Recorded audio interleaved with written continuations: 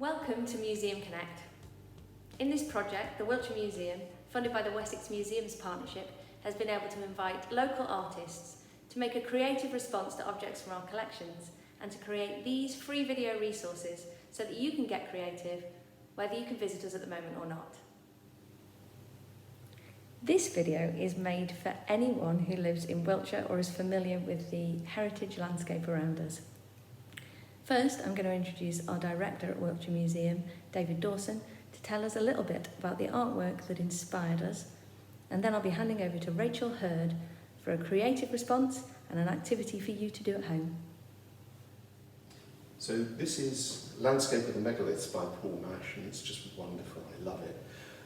And it's so important for us because it shows the Wiltshire landscape, the landscape around Avebury.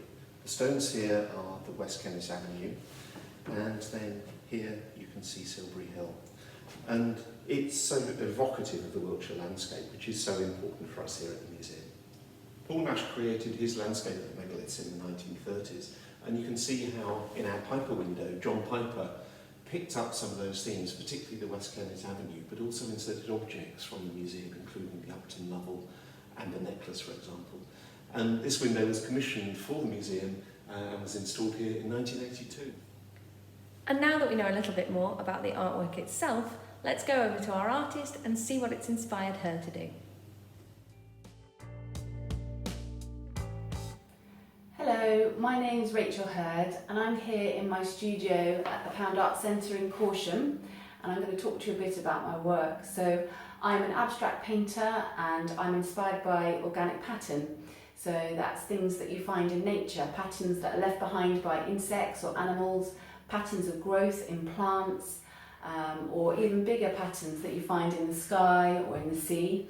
There's a picture here behind me just to show you an example of a piece that's inspired by the ocean, so wave marks. And to create my pieces, I tend to hold my canvas flat and pour the paint on and roll it around, and I find that makes kind of natural branch formations which tie in well with the theme of my work.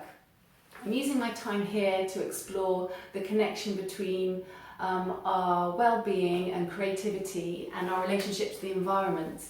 And I've decided to use the standing stones pictures that are in the museum's collection as my inspiration, because I feel like they're a good symbol of a previous connection to the landscape.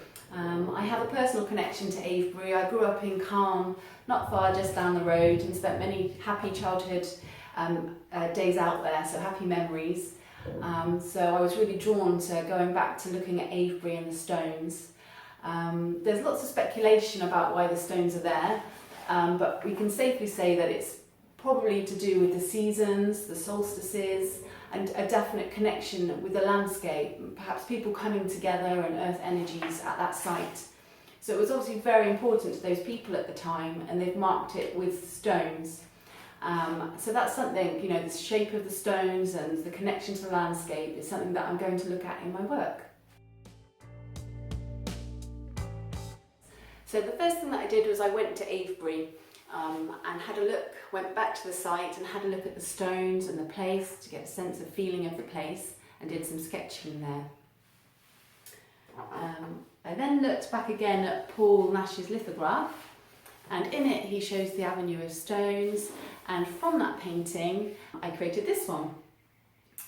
And I decided, looking at his lithograph, he had a kind of restricted palette, by which I mean he used only a few certain colours. So I tried to do something similar in my work, where I used the same kind of blue, a kind of salmon or terracotta pink, this lovely lemon yellow, and a few blues and purples thrown in there in the grey. And in this piece, I really like the way that he used the plants in the picture, because they're just as important, and plants have their own symbolism sometimes in art, and I really like the idea of the dandelion. Now, I'm not sure whether in the lithograph it's the sun, you know, behind a plant that's growing, or it could be interpreted as a dandelion. So I've painted a dandelion head here, which hopefully you can see.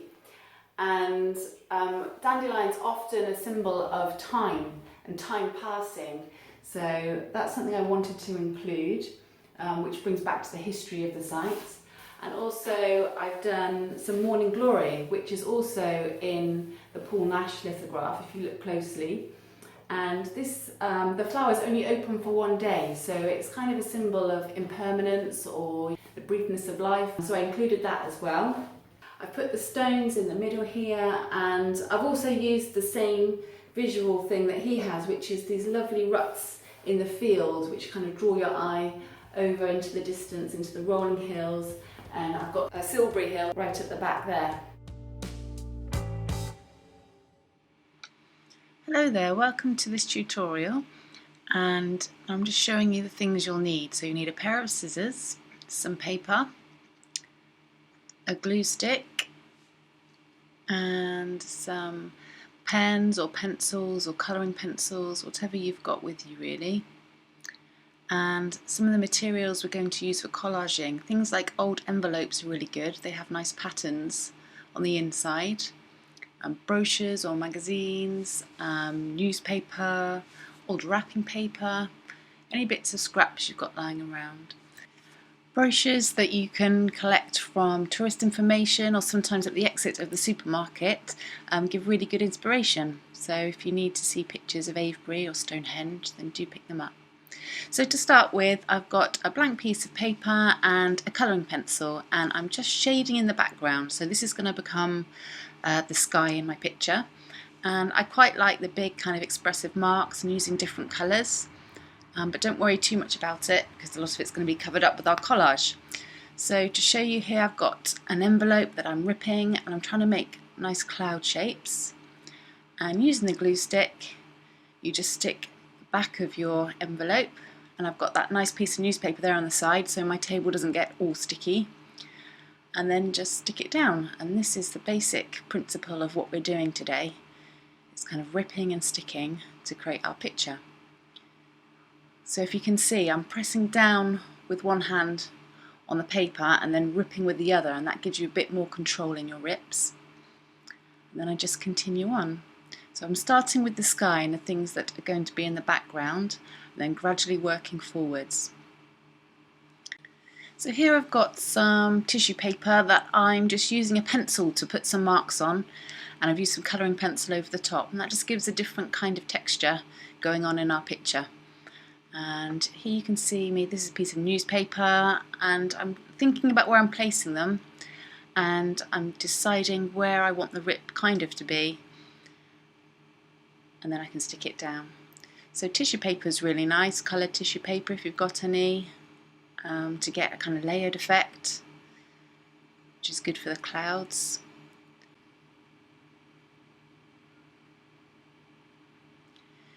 And here you can see me ripping what looks like a long strip, and this is going to be part of the horizon. And I like using the purple and the blues so it looks like it's kind of in the distance, and the warmer colours near the foreground, the front of the picture.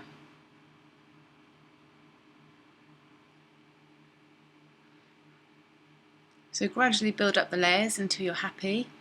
Another thing that you can do is to get a plain piece of white paper and use colouring pencil. I've got some wax crayon here, and this part is inspired by the Paul Nash lithograph where he's drawn the ploughed field. So I've done some lines with pen and then going over with a brown crayon, and I'm going to rip up this piece of paper to form different components in the landscape.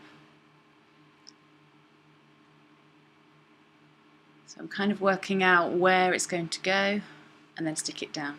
So here I've got my brochure to look at the shapes of the stones at Avebury, and I've got a piece of greyish card, and I'm using a white pencil here. You can use a white crayon or Tipp-Ex or white paint, whatever you've got to hand, and it's to put a bit of texture on that darker background, and then trace the outline with pen, and then use the pen and maybe some colouring pencils to make it look like the texture of the stone. So lots of dashes and dots, and then you need to cut out your stone and then make several more.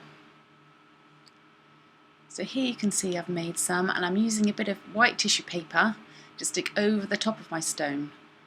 It gives a lovely textured effect.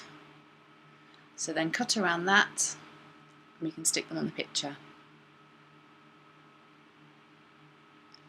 Here I'm sticking down the shadows that I've made with some more purple tissue paper, which is really good for shadows because you can still see what's going on underneath. And here I've used a map to create a flying bird, sticking that one in the clouds. And then finally use a pencil or a pen or some paints to bring out the finer details in your work, to add those finishing touches. So I've done a few kind of grasses in the corner, outlined some clouds. Trim off any pieces of paper that have gone over the edge, and there you have your picture.